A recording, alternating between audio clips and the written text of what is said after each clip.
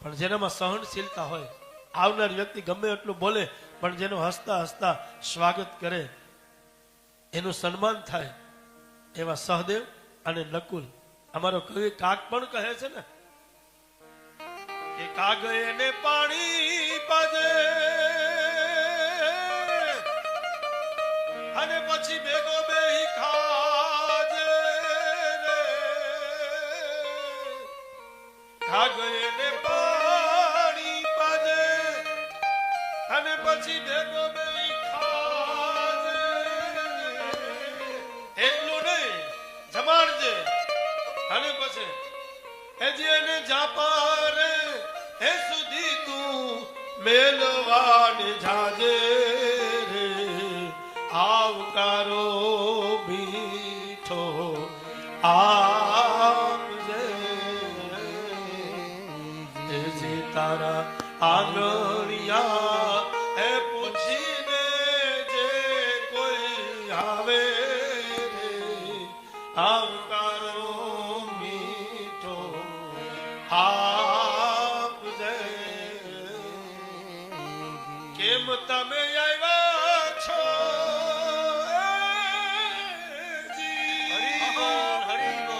કેમ તમે આવ્યા છો એમ નામ કેજે રે.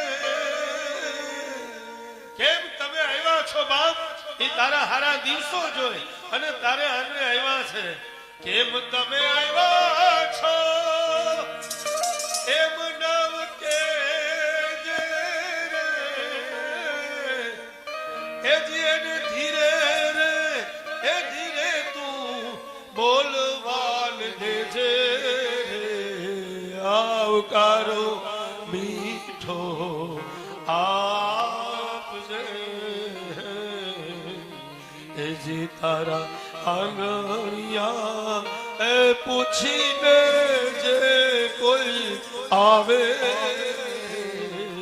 આવકારો મીઠો આપજે રે.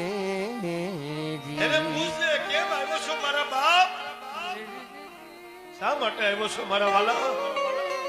ભગવાને આપણને સુખના દિવસો આપ્યા હોય અને ભગવાને આપણને સુખ આપ્યું હોય ને તો કોઈ દુઃખી વ્યક્તિ આવે અને પેલા બેહાડજો અને બેહાડ્યા પછી એની વાતને સાંભળજો.